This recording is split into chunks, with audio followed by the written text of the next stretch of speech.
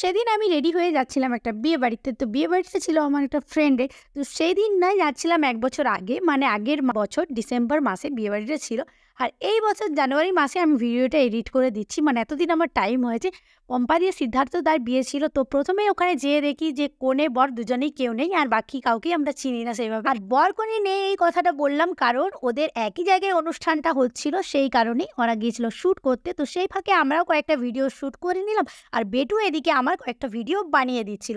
আর বিয়েবাড়ির ডেকোরেশনটা নিয়ে তো কোনো কথাই হবে না, দারুণ হয়েছিল ডেকোরেশন। আর ওদের আসতে দেরি হচ্ছিল দেখে আমরা ভাবলাম যে আমরা খেতে বসে পড়ি। তাই বেটু, আমি, বিপ্লব সবাই খেতে বসে পড়েছিলাম।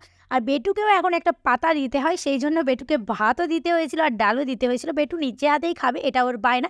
তারপর বেটু দুষ্টুমি শুরু হয়ে গেল, এদিক থেকে ওদিক, ওদিক থেকে এদিক ছোটাছুটি শুরু করে দিল। এইরকমই এসে দেখি বর কনে দুজনেই বসে পড়েছে গায়ে হলুদ তেলের জন্য। তো আমার একটা ফ্রেন্ডের সাথে দেখা হয়ে গেছিলো, তো ওর সাথেই কিছু গল্প করছিলাম। আর অনেকটা দেরি হয়ে গেছিলো, বেটুর এদিকে ঘুম ঘুম পাচ্ছিল, তাই আমরা বেশিক্ষণ আর ওখানে থাকিনি।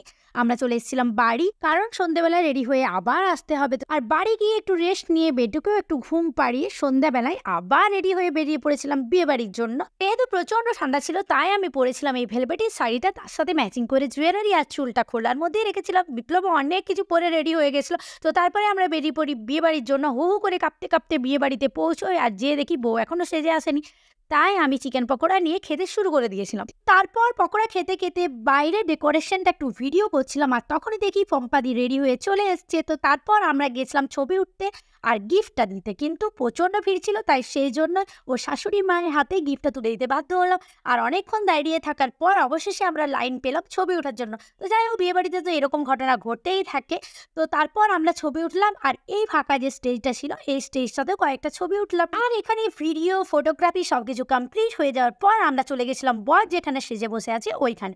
তো আমরা সবাই যে বরের সাথে ওখানে ছবি উঠলাম। আর ওখানে ছবি ওঠার পর আবার বইয়ের কাছে চলে এলাম। এই বিয়েবাড়িটা খুব ইন্টারেস্টিং না? একবার বইয়ের কাছে যাচ্ছি, একবার বরের কাছে যাচ্ছি। সত্যি আমাদেরও কিন্তু দারুণ লেগেছে। তো তারপর দাদার সাথে কয়েকটা কথা বলছিলাম, মানে দাদা বলছিল ব্লগ হচ্ছে, তো আমরা বলছিলাম হ্যাঁ হচ্ছে। তো তারপর দাদার সাথে কয়েকটা ছবি উঠে নিলাম। আর তারপর এই ফটোগ্রাফার দাদাটা আমার কয়েকটা ছবি তুলে দিয়েছিল। তো যাই হোক, ছবিগুলো কিন্তু আমি এখনো পাইনি। তো এখানে ভিডিও করা, ফটো তোলা সবকিছু শেষ করার পর আমরা চলে গেছিলাম খেতে।